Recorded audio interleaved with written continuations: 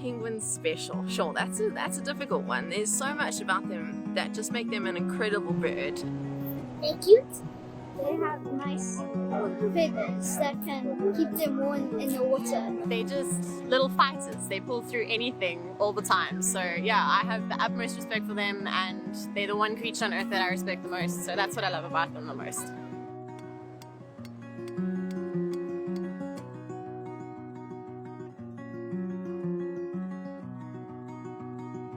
The unique thing about Tenikwa is that we don't only deal with terrestrial animals, we deal with marine animals, and specifically penguins.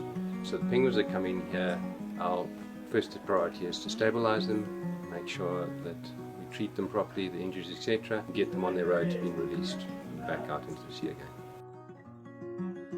It's very important in the case of penguins because they are a species that is of serious concern. We try our best to make sure that every single individual gets returned to the wild.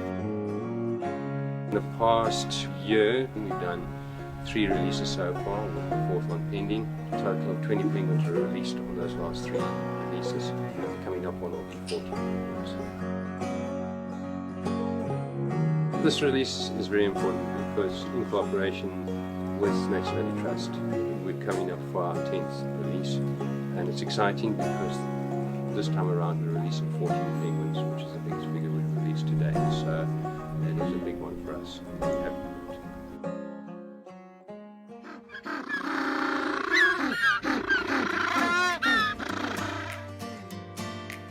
10th penguin release. We're releasing 14 African penguins today.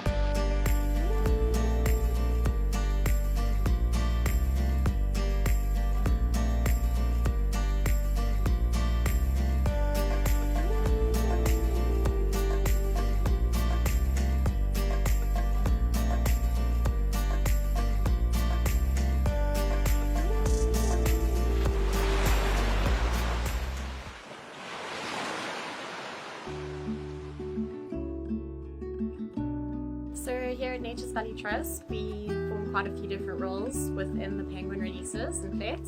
So going back to basics, we form a very big part of the Plet Stranding Network. And so we assist in a lot of the actual rescues of the penguins when they are stranded on the beaches. We also play a really huge role in awareness within penguin releases and just basic communication with the public. And then on the actual days itself, we also help with the setting up of the releases.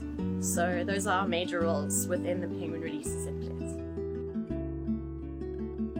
So looking at threats of the African penguin, we are currently sitting on about 2% of the population. That is about 19,000 breeding pairs left.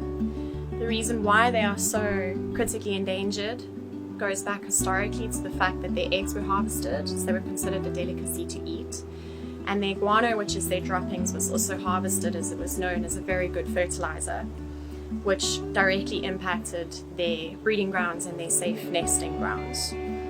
Guano created a soft surface for them to burrow into, and it also acted as a natural insulator and incubator. So they are suffering in very high heat with finding safe nesting grounds. Looking at modern day factors, overfishing is one of our major issues.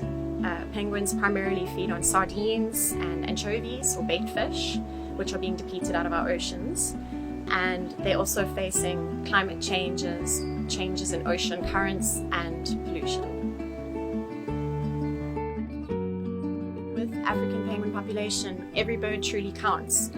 And without awareness and without more and more people getting involved and becoming aware of the issue, one bird would possibly not be able to be rescued per week, per day. So it's also very important that we have set up funding projects, such as a recent project in Cape, which was helped set up by Robberg Fine Foods, which is a fundraising awareness campaign, which helps Tenikwa, who does all the rehabilitation of the birds, to feed them, to provide them with the fish and the care that they need.